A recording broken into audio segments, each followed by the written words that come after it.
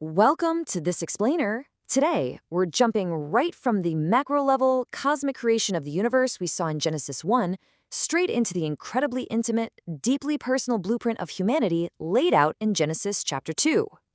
So, Genesis 1 gave us the whole universe, the vast, sweeping 6 days of cosmic creation. But Genesis 2, it zooms way, way in. It gives us the actual blueprint for humanity, offering this highly focused look at the Creator's direct relationship with man. He's no longer just some distant cosmic force.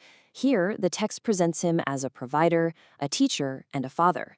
Which brings us to our first major concept, and honestly, it's a really fascinating question to start with.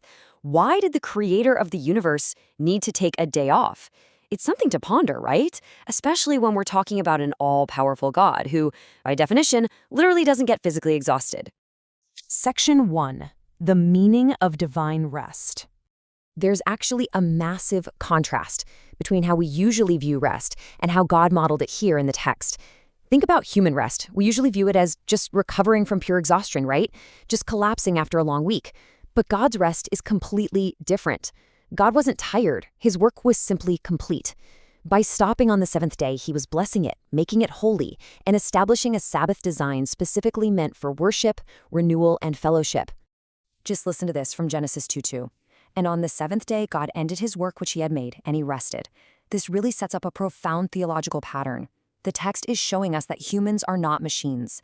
Taking time out for spiritual refreshment, that is a built-in feature of our original design. Section 2. Formed from dust and breath. The text outlines a really specific 3-step process here. Step 1, man is formed from the dust of the ground. This highlights humility and really the temporary nature of our physical bodies.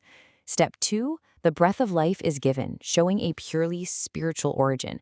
And finally, step 3, man becomes a living soul. So the absolute crucial takeaway here is that humanity is uniquely both physical and spiritual. We get our inherent value and dignity directly from God's breath, not from, money or status or earthly achievements. Moving on to Section 3, Eden, Freedom, and Boundaries. The Garden of Eden is described as this place of absolute provision and abundance. We're talking a stunningly beautiful environment, trees for food, flowing rivers, ultimate peace, and deep fellowship with God. It illustrates God acting not just as a grand creator, but as a providing father who anticipates and completely supplies every single need of his creation. But right in the middle of this abundant provision were 2 very vital trees, separating 2 major concepts. On one hand, the tree of life, symbolizing eternal life and God's continual presence, and on the other, the tree of knowledge of good and evil, which represented human choice, boundaries, and obedience. And that naturally leads us to a pretty big question. Why did God give a command in a perfect paradise? I mean, you might look at this perfect utopia and wonder why God introduced a rule that could potentially ruin the whole shebang. Why not just leave it as a totally unrestricted playground? Well, the answer really comes down to relationship and trust. God gave Adam specific responsibilities: tend the garden, keep it, and obey the command not to eat from the tree of knowledge. Notice that work actually existed before any sin entered the picture, proving that work is part of God's original design. For sure not a curse. But more importantly, because true love requires free choice, God gave Adam a command to obey. It shows us that true freedom inherently includes responsibility. Obedience is framed as exactly how humanity reveals its trust in God. Section 4, the first human partnership. It all comes down to the number 1. In the text, God solves man's profound isolation by creating woman from Adam's rib. She's presented as completely equal in value and perfectly designed for partnership. Through this, Genesis 2 institutes the biblical design of marriage: one man, one woman, in one lifelong union.